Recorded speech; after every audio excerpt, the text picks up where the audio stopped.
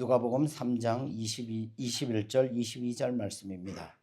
누가복음 3장 21절 22절 말씀.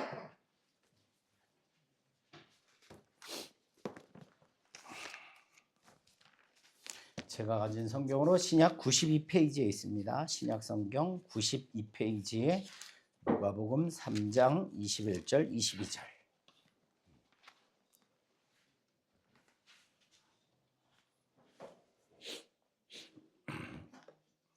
우리 함께 읽겠습니다. 못 찾으신 분들은 앞에 보시면 됩니다. 읽겠습니다. 시작.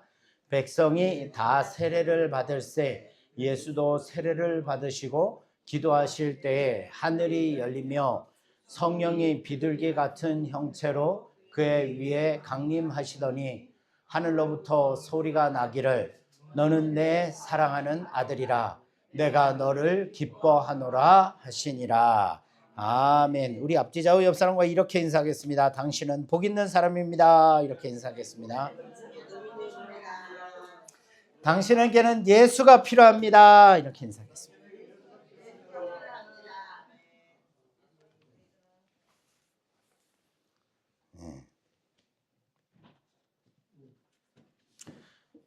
진우나 바탕화면에 영상 좀 하나 띄워줘. 이게 PPT에 연결이 안 돼가지고.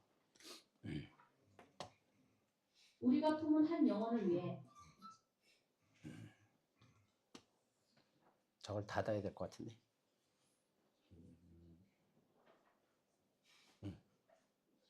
오케이. 지난 시간 우리는 눈물과 기도로 씨를 뿌려왔습니다.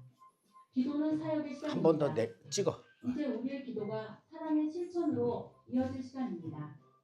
이웃의 손을 잡고 그들에게 가장 귀한 선물인 복음을 전해주세요. 2026년 5월 10일 덕가교회는 세상에서 가장 행복한 잔치를 엽니다. 복음의 깊은 소식이 울려 퍼지고 잃어버린 영혼이 주님 품으로 돌아오는 축제의 날입니다. 한 영혼이 복음을 듣고 예수님을 믿어 천국 백성이 되는 것, 그것이 우리의 유일한 소망입니다.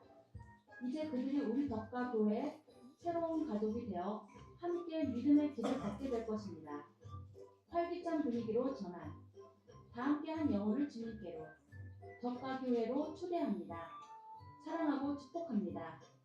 덕가교회 이웃 초청 새생명 전도축제, 우리 함께 힘씁시다. 할렐루야. 네. 다음 주 시간이 좀 준비도 조금 많이 미흡했는데 다음 주에 이렇게 새생명 전도 축제를 합니다. 여러분들 위해서 기도해 주시고요. 그래서 다음 주에 정말 하나님이 준비하신 영혼들이 와서 복음을 듣는 시간이 되게 해달라고, 예수 그리스도를 만나는 시간이 되게 해달라고 한 주간 여러분들이 좀 기도 좀 열심히 더 해주셨으면 좋겠습니다. 말씀을 함께 나누도록 하겠습니다. 오늘 본문은 딱 2절이죠. 그죠? 2절입니다. 우리가 잘 아시다시피 예수님이 세례를 받으시는 사건. 네. 그런데요, 이 두 절, 이 짧은 절에도요, 예수님이 어떤 분이신지 분명하게 우리에게 말씀해 주고 있어요. 누가가 처음 서두에 데오빌로라는 친구에게 내가 모든 상황을 미루어서 조사하고 파악해 본 결과 예수님에 대해서 이런 분이다라는 것을 확실하게 믿게 하기 위해서 내가 이것을 쓴다라고 하면서 시작했고요. 그러면서 누구부터 끌어오는 거예요?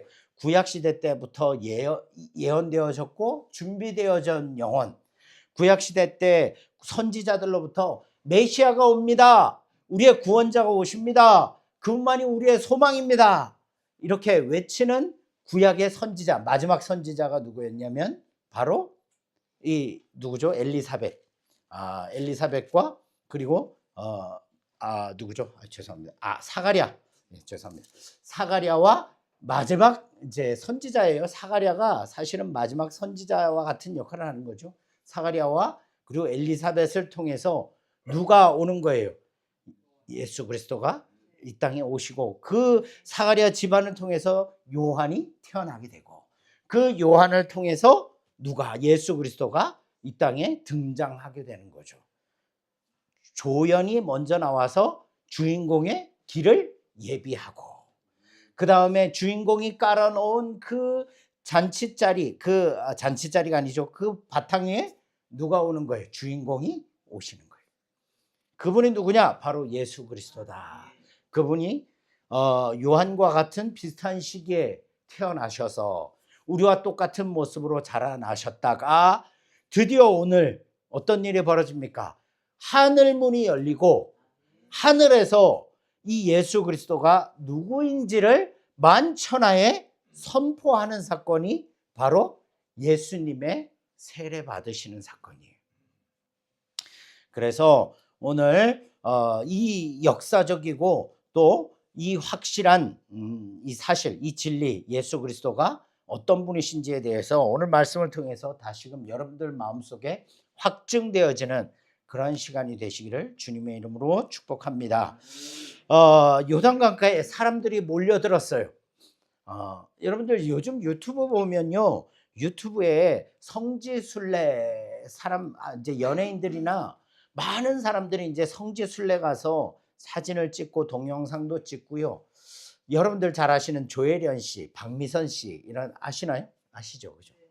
조혜련 씨, 박미선 씨 이 두 사람하고 누구더라? 또 누가 있었는데요. 현지인 한국인 가이드하고 해서 그 이렇게 탐사한 그 성지 순례한 사진들이 있더라고요.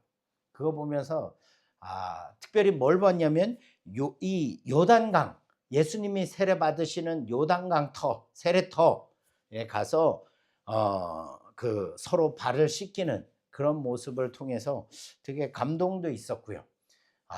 정말 나도 한번 가보고는 싶다. 예수님이 세례 받으시는 그 요단강가에 가서 손이라도 한번 씻어보고 싶다라는 생각이 들더라고요. 그 예수님이 세례 받으신 요단강가에 이제 사람들이 몰려왔어요. 왜 몰려들었을까요?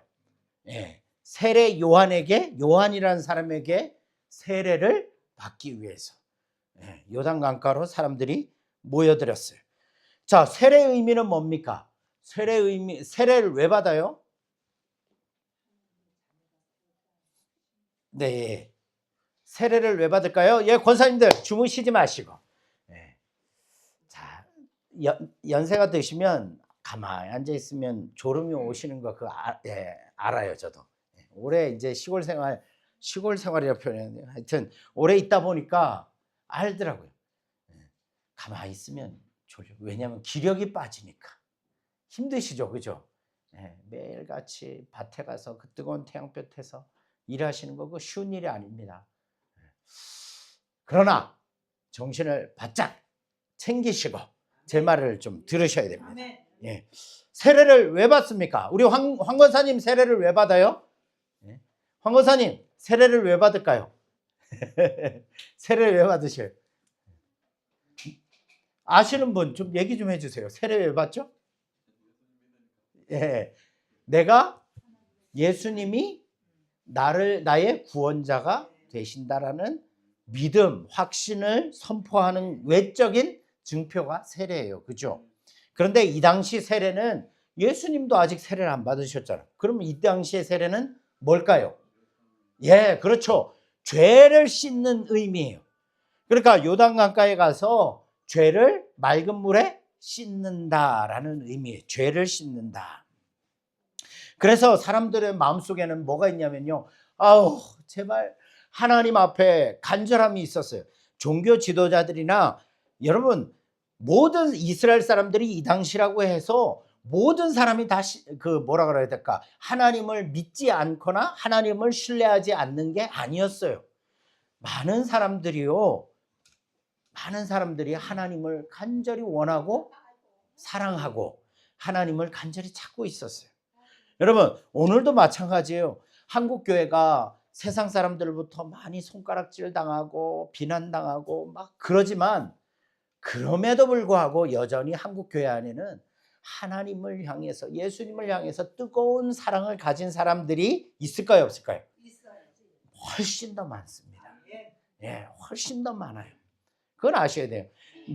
제가 교회에 대해서 참 나쁜 얘기도 목회자나 뭐 교회가 이렇게 싸운다 막 그런 얘기 하지만 사실은 그것은 빙산의 일각, 그러니까 큰 바다 위에 떠 있는 빙산의 일각일 뿐이지 정말 수많은 성도들이, 수많은 사람들이, 수많은 목회자들이 지금도 이름도 없이 빛도 없이 뭐 하는 거예요?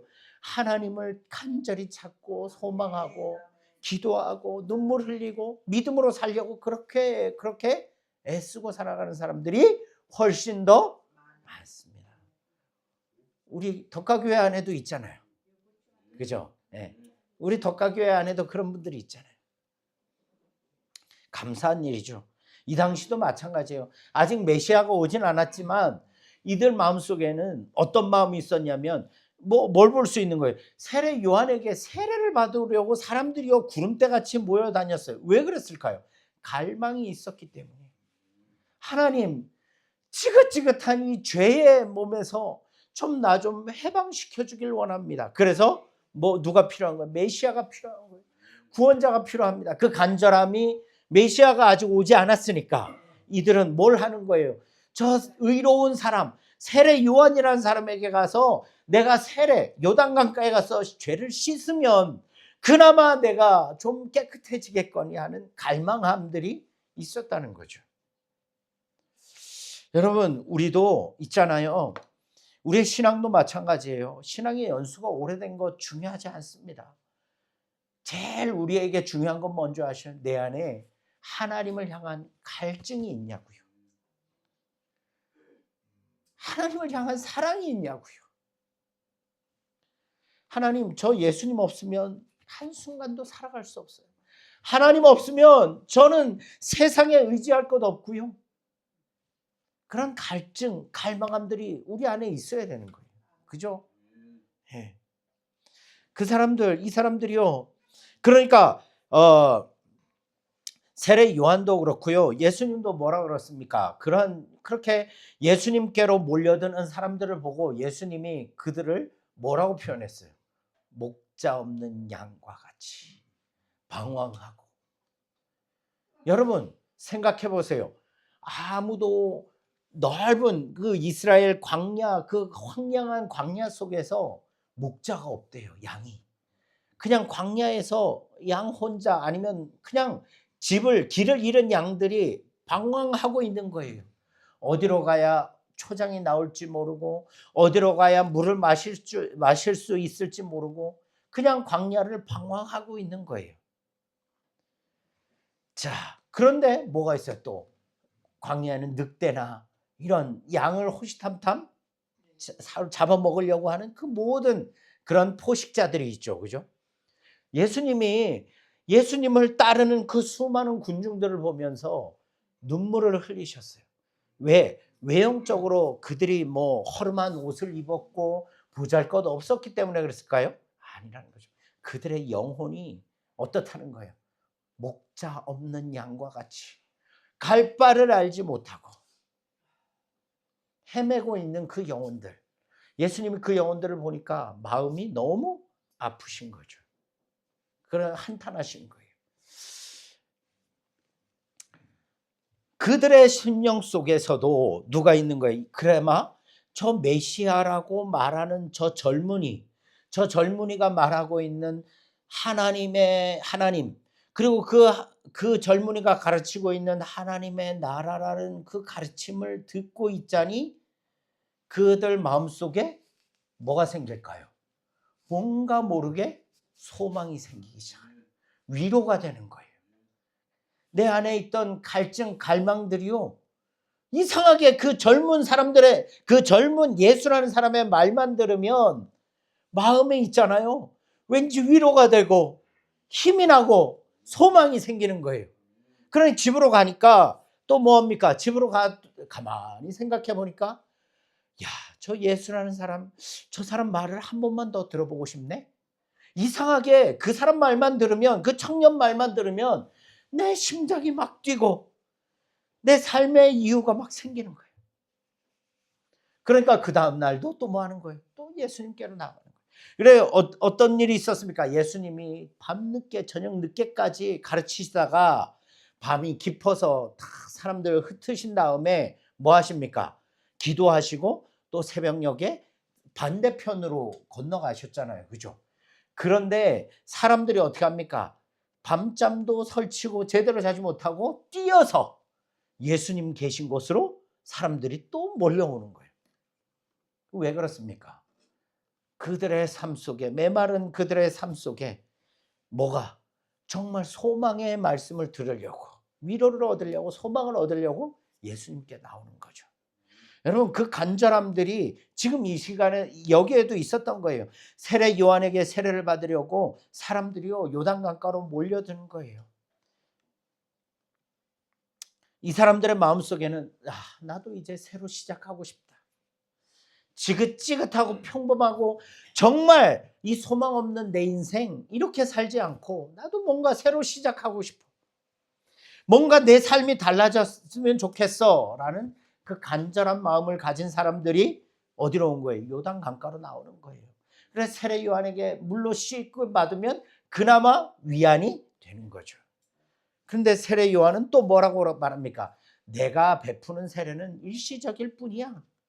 그 일시적인 위안이 될 뿐이야. 그러나 내 뒤에 오시는 그가 성령으로 세례를 주면 그 너희들의 메마름이 아예 근원부터 근원부터 너희들의 메마름이 갈증이 해결되어진다. 똑같은 의미로 사마리아에서 우물가에서 누굴 만난 거예요? 심령이 메마를 대로 메마르고 뭐 신랑이 5명이었는지 어땠는지 그 정말 세상 사람들로부터 외면당하고 보잘것없는 한 여인이 갈증이 나서 대낮에 물을 기르러 왔는데 누굴 만난 거예요? 예수님을 만난 거죠. 내가 주는 물을 마시는 자는 영원히 목마르지 아니하리. 그 여인이 그 예수님을 만나고 나서 어떻게 됐어요? 삶에 갈증이 사라지고 그리고 생기가 돌고 그래서 사람들을 피해 다니던 인생이 이제는 사람들 앞에 나가서 저분입니다. 저분만이 우리의 위로고 소망입니다라고 외치고 다녔잖아요. 그리고 그 마을 사람들이 듣고는 예수님께 나와서 얘기를 들어보니까 야, 이제 당신의 말이 아니라 내가 직접 들으니까 이제 당신 말도 필요 없어. 저분 말씀이면 충분해. 똑같은 의미죠. 그죠? 그 간절함 속에 생수와 같이 부어주시는 은혜. 그런데 그 무리들 중에 누가 끼어 있는 거예요? 오늘 본문에 예수님이 끼어 계시네. 아니 예수님이 뭐가 아쉬우셔서 세례를 받으러 요단강가로 나오십니까? 그죠? 왜 그러셨을까요? 예수님도 마음에 뭔가 갈증이 있으셨을까요? 죄의 무게 때문에 막 그러셨을까요? 예, 의미가 있습니다. 그죠? 자, 그러면 오늘 왜 죄가 없으신 예수님이 죄인들이 받는 세례를 오늘 받으셨을까? 그것을 살펴보면서 예수님이 어떤 분이신지 다시금 확인하도록 하겠습니다. 자, 예수님은 우리가 잘 아시다시피 흠도 없고 죄도 없으신 누구예요? 하나님의 아들이셔요. 예. 흠도 없고 죄도 없으신 하나님의 아들이신데 그런데 그분이 오늘 요한에게 나오셔서 요단강가에 나오셔서 요한에게 세례를 받으시는 거예요. 여러분도 그런 경험이 있지 않을까요? 뭐 있으신 분도 있고 드라마에서도 나오기도 하고 어떤 일이 있냐면 자식이 빚을 지면 여러분들은 어떻게 합니까? 그래 네가 빚졌으니 네가 책임져라 하고 뒷짐지고 말 거예요? 여러분들 그러시겠어요? 아니죠. 막 농협을 찾아가고 아니면 내가 아는 모든 사람에게라도 가서 내 자식이 빚을 졌는데 내가 가서 부모된 내가 가서 융자를 내든 대출을 내든 아니면 돈을 꿔서 하여튼 내가 수치를 당하든 어쨌든 간에 돈을 갖다가 자식 빚을 갚아주는 게 부모 아니에요. 그죠? 여러분 그것이 바로 그런 모습. 그리고 또한 우리 아이가 실수를 해서 남을 때렸어요. 피해를 입혔어요. 자, 그런데 누가 가서 사과를 합니까? 부모가 가서 사과를 해요. 그죠? 아니 왜 그래요? 야 이놈아 네가 사고 쳤으니 네가 가서 사과해 하고 등 떠밀어서 보내면 되지. 내 아들이 사고 쳐가지고 왔는데 부모가 가서 죄송합니다. 학교 가가지고 불려가서 죄송합니다. 왜 그래요? 부모가 뭔 죄라고. 예. 왜 그럴까요? 그거 왜 그런 줄 아셔요? 내 자식 사랑하기 때문이죠. 우리 어르신들 자녀들 사랑하잖아요. 저도 좀 사랑해 줬으면 좋겠어. 목사인 저도 좀 사랑해 주세요. 자녀들만 사랑하지 마시고 예. 예. 예. 감사합니다. 예. 여러분, 예수님이 세례 받으신 것이 꼭 그랬어요. 뭐냐면요. 내가 너의 자리에 서겠다. 내가 너 대신 용서를 구하겠다. 내 죄의 무게를 내가 대신 지겠다. 이게 예수님이셔요. 그게 굳이 안 가셔도 되는데 오늘 예수님이 요단강가로 나가신 이유가 그거예요. 그죠?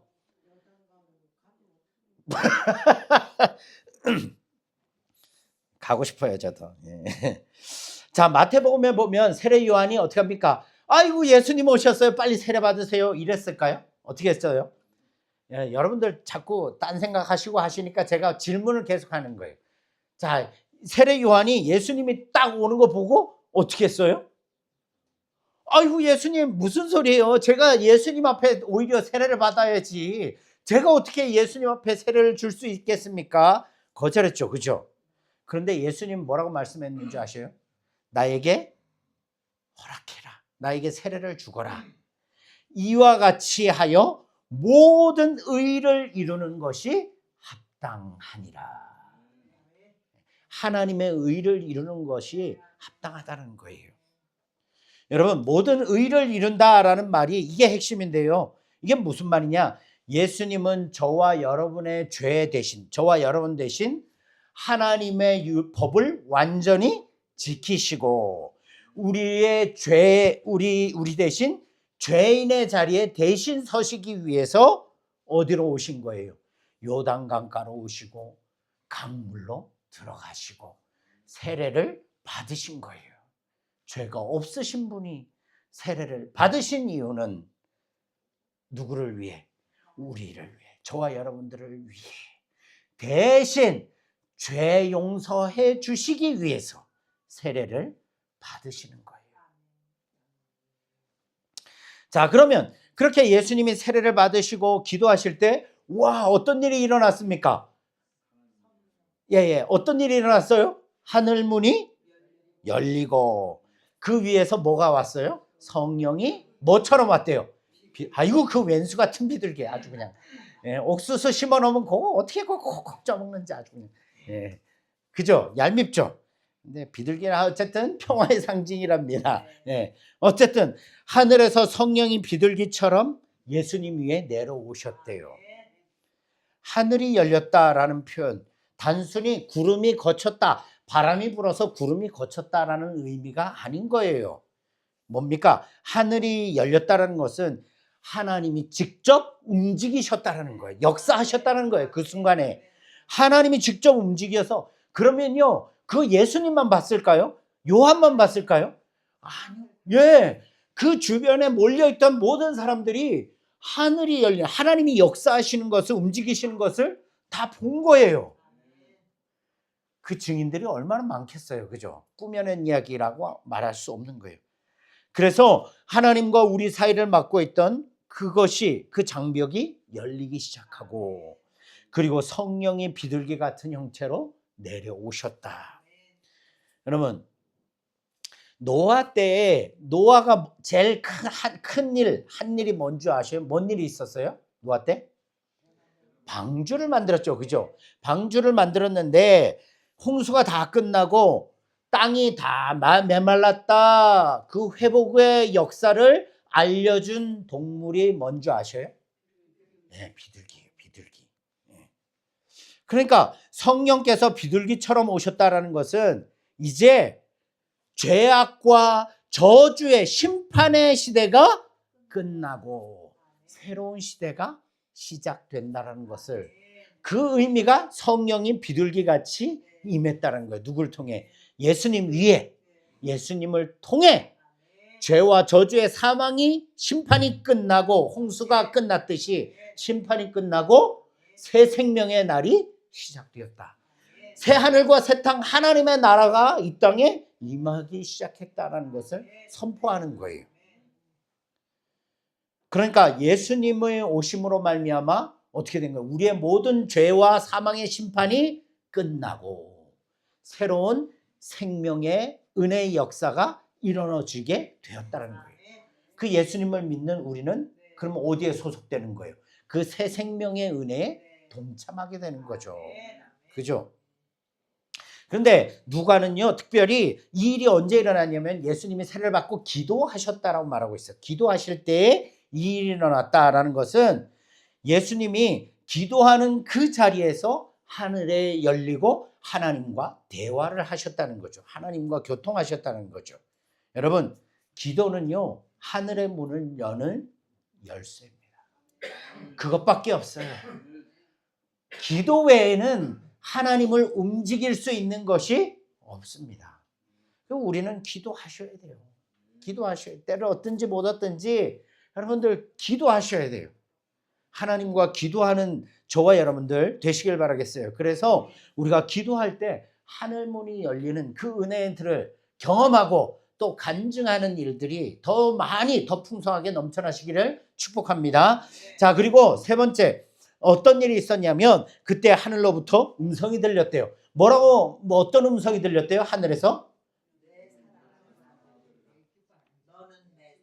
예, 너는 내 사랑하는 아들이고 내가 너를 기뻐한다는 말이에요. 여러분, 우리가 예수님을 성자라고 부르는 이유가 뭔지 아셔요? 우리가 지어낸 말이 아니라 하나님께서 직접 내 사랑하는 아들이라고 표현하셨기 때문에 예수님을 하나님의 아들이라고 표현하는 거예요.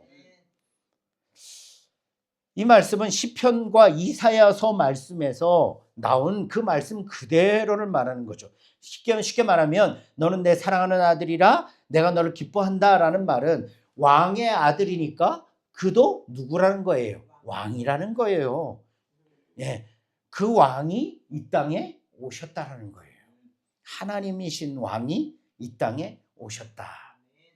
그리고 그 안에 누가 계신다? 성령이 함께 계시고 하나님이 아버지가 되신다. 그러니까 이 세 가지를 뭐라고 표현하냐면 삼위일체라고 하는 거예요.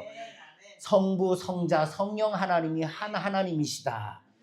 그래서 이거는 제가 늘 말씀드리지만요, 이거는 인간의 지혜로 어떻게 분명하게 말씀드릴 수 없는 그냥 상태. 하나님이 그렇게 세 분이신 상태로 한 분으로 존재하시는 분이라는 거예요.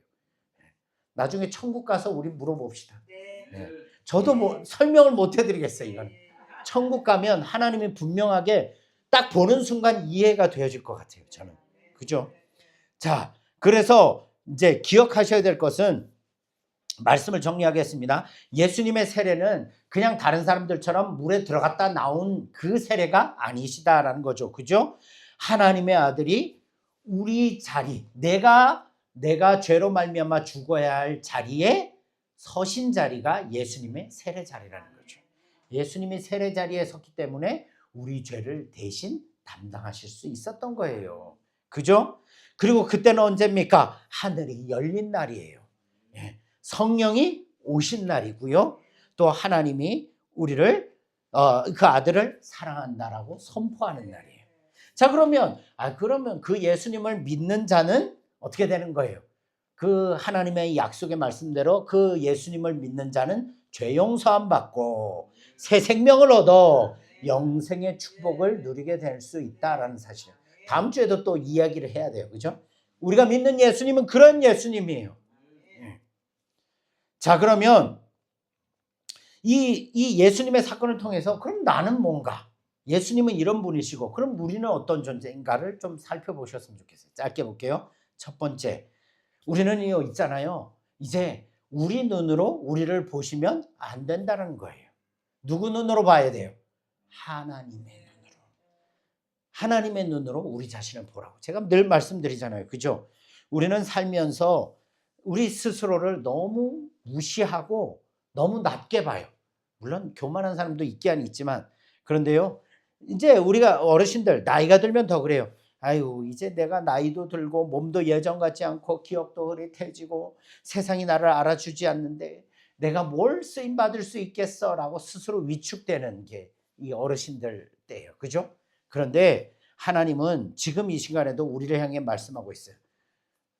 너 안에 누가 있다. 내 아들 예수가 있기 때문에 너는 내 사랑하는 자녀다. 우리 옆 사람 보고 당신은 하나님의 자녀입니다. 이렇게. 네.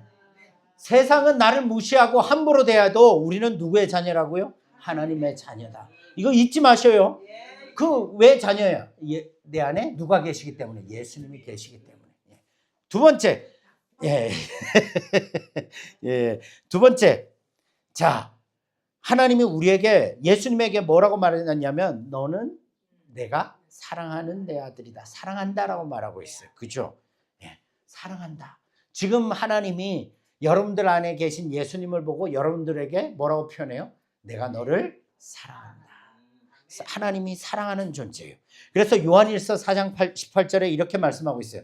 사랑 안에는 두려움이 없고 온전한 사랑이 두려움을 내쫓는다라고 말하고 있어요.